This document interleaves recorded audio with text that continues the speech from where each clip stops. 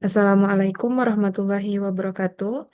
Pada video kali ini, kami kelompok 14 yang beranggotakan saya, Refahnum Salsabila dengan NIM 2011 dan rekan tim saya, yaitu Clara Karesta dengan NIM 1005 dan Asyifa Rahmina Yudi dengan NIM 1007, akan mendemokan tugas proyek final dari mata kuliah PTB yang telah kami buat.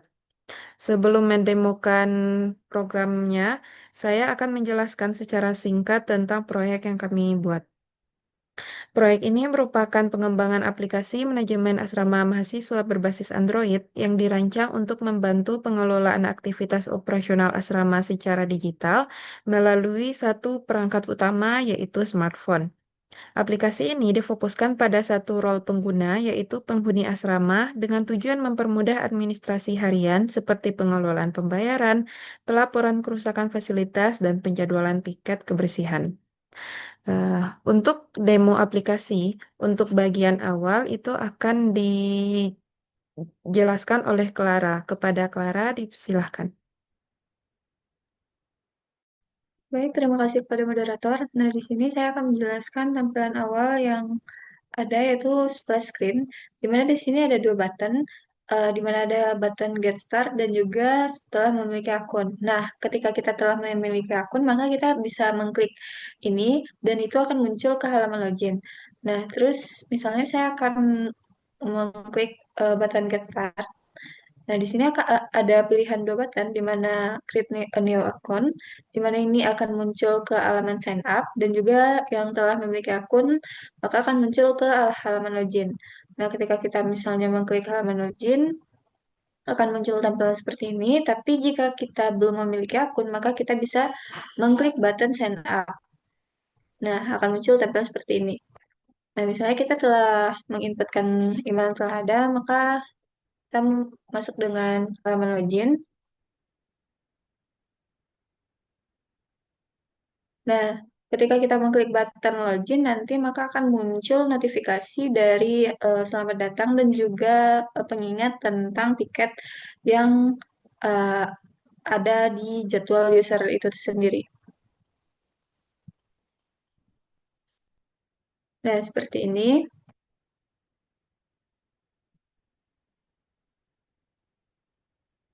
Lalu kita akan memencet modul piket di mana di sini ya modul yang saya kerjakan. Nah, di sini akan muncul piket berdasarkan nama user yang telah login tadi.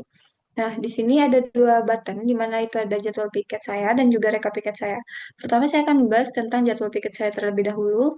Di sini muncul tampilan seperti ini, di mana ini ada search dan juga ada yang belum dikerjakan, serta ada yang telah dikerjakan. Nah, di sini ketika kita mengklik misalnya button belum dikerjakan, nah di sini kan ada dua button. Di sini ambil foto dan juga dan juga ini tandai selesai. Tapi button ini tidak bisa bekerja ketika kita belum mengisikan foto atau mengambil foto. Nah, di sini kita ambil foto terlebih dahulu. Nah, ketika kita mengambil foto, maka muncul fotonya dan buttonnya itu muncul tanda selesai, maka akan muncul nanti di rekap piket saya. Nah, di sini hilang tampilannya karena telah kita kerjakan. Terus juga di sini ada button telah dikerjakan. Di sini kita bisa mengklik atau mengganti jadwal pada piket yang telah kadaluarsa. Nah, di sini karena piketnya itu terlewat tanggal 30, maka kita bisa mencari jadwal piket gantinya gitu. Nah, tapi di sini ketika kita mengklik misal tanggal 1 Desember, itu tidak bisa karena saya telah men-set programnya ketika tanggal tersebut lewat dari hari ini, maka maaf, ketika tanggal tersebut telah lewat dari hari ini jam 5, maka tidak bisa diklik. Nah, kayak misalnya sekarang tanggal 22, tapi tidak bisa diklik karena sudah melewati batas jam 5. Nah, ketika kita pencet tanggal 23 itu masih bisa. 24 masih bisa dan seterusnya. Ketika kita mengklik tanggal 1 dan lain-lainnya tidak bisa. Nah, ketika kita menyimpan tanggal baru, maka nanti akan muncul perubahannya eh, di sini. Misalnya kita mengklik ini tanggal 31, simpan menyimpan tanggal baru. Nah, itu akan terupdate nanti di sini. Nah, itu akan muncul button belum dikerjakan. Nah, lanjut kepada selesai. Nah, di sini bisa kita lihat detail dari piketnya dan juga maaf. Nah, di sini kita bisa melihat detail dari piketnya berdasarkan yang telah kita kerjakan. Dan di sini kita bisa melihat piket-piket mana saja yang telah selesai. Di sini kita juga bisa men-search tanggal berapa saja sih piket yang telah selesai. Misalnya tanggal 3, 31. Nah, ini piket kita tanggal 31. Nah, mungkin itu saja yang dapat saya demokan. Selanjutnya saya serahkan kepada moderator. Eh, Terima kasih kepada Clara yang telah mendemokan modul piket. Untuk modul selanjutnya, yaitu modul pembayaran, akan dijelaskan oleh Ashifa. Kepada Ashifa, disilahkan. Baik, terima kasih kepada moderator. Selanjutnya saya akan menjelaskan mengenai modul pembayaran.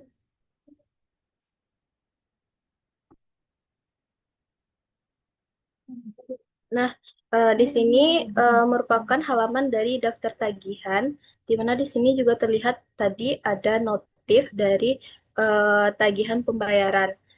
Nah, di halaman daftar tagihan pembayaran ini terdapat bulan tagihannya, yaitu bulan Januari, dengan total tagihan sebesar 350.000. Nah, untuk melanjutkan ke konfirmasi pembayaran, pengguna dapat menekan button bayar sekarang. Nah, di halaman bayar sekarang ini, pengguna dapat mengupload foto dengan mengupload bukti pembayaran dengan mengambil foto kamera.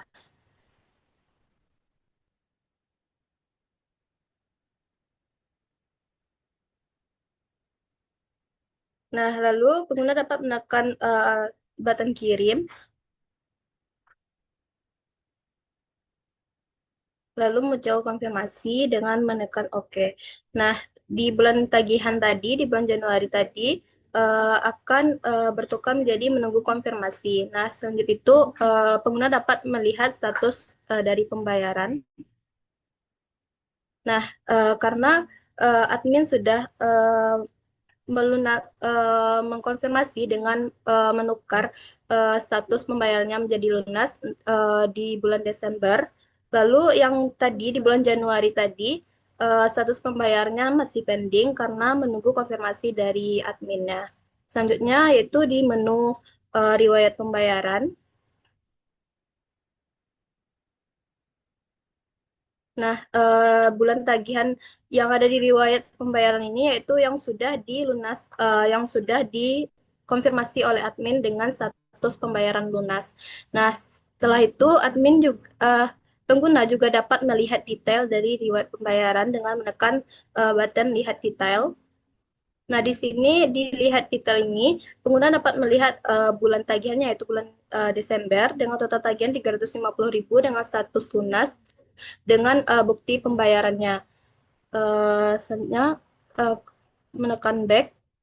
Nah, di riwayat pembayaran ini pengguna juga dapat menghapus riwayat pembayaran dengan menekan ikon hapus. Lalu akan muncul pop-up konfirmasi yaitu dengan hapus. Lalu riwayat pembayarannya akan terhapus.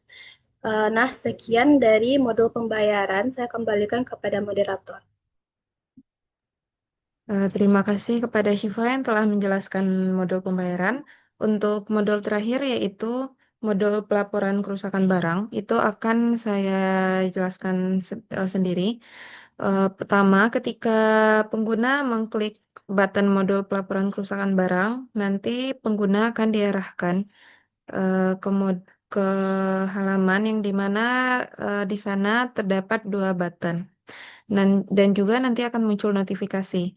Nah, button yang ada di sini yaitu ada buat laporan baru dan juga daftar laporan. Ketika pengguna ingin membuat laporan baru, eh, Nanti pengguna diarahkan untuk kepada form yang dapat diisi, yang mana di sana ada judul kerusakan, deskripsi, lokasi kamar, dan foto. Untuk judul kerusakan, misalkan contohnya yaitu eh, keran air rusak. Judul kerusakannya misalkan keran air rusak. Deskripsi, eh, misalkan keran airnya tiba-tiba patah. Nah, untuk lokasi kamar, kenapa tetap dibuat lokasi kamar itu nanti misalkan memang ada barang kerusakan yang bukan di kamar itu tetap juga bisa dilaporkan. Nah, misalkan lokasi kamar A strip 12. Nah, nanti bisa dipilih foto, foto galeri atau kamera. Untuk sekarang kita contohkan di kamera.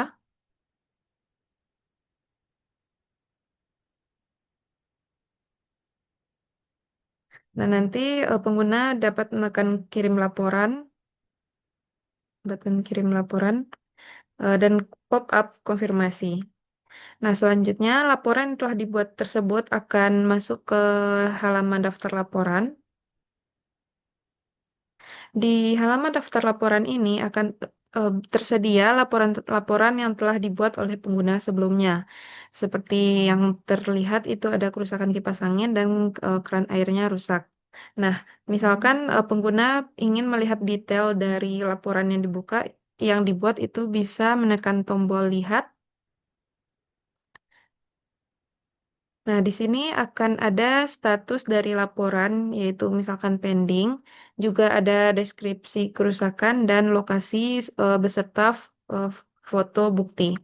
Ketika di back, eh, jika ternyata pengguna melakukan kesalahan dalam input data, nanti pengguna juga dapat mengedit laporan yang telah dibuat.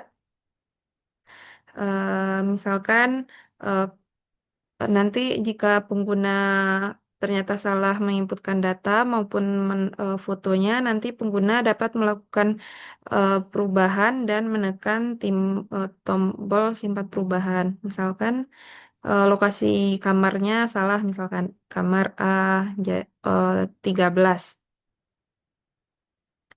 Nah, nanti ketika ditekan simpan perubahan, ya. Nah, nanti di detail dia juga akan berubah, yaitu lokasi kamar A13. Selanjutnya, eh, ada juga button hapus, di mana pengguna dapat menghapus laporan yang telah dibuat. Ketika diklik, akan muncul pop-up hapus. Nah, dan laporan yang telah dibuat itu akan hapus dari daftar laporan. Nah, sekian penjelasan saya tentang modul laporan kerusakan. Dengan selesainya saya menjelaskan tentang modul pelaporan kerusakan barang, juga berakhirlah demo program yang telah kami buat dengan 3 modul utama, yaitu pembayaran, pelaporan kerusakan barang, dan juga piket. Sekian penjelasan eh, aplikasi Asramaku dari kelompok 14. Apabila terjadi ada kesalahan kata, saya mohon maaf. Wabillahi taufiq wal hidayah. Assalamualaikum warahmatullahi wabarakatuh.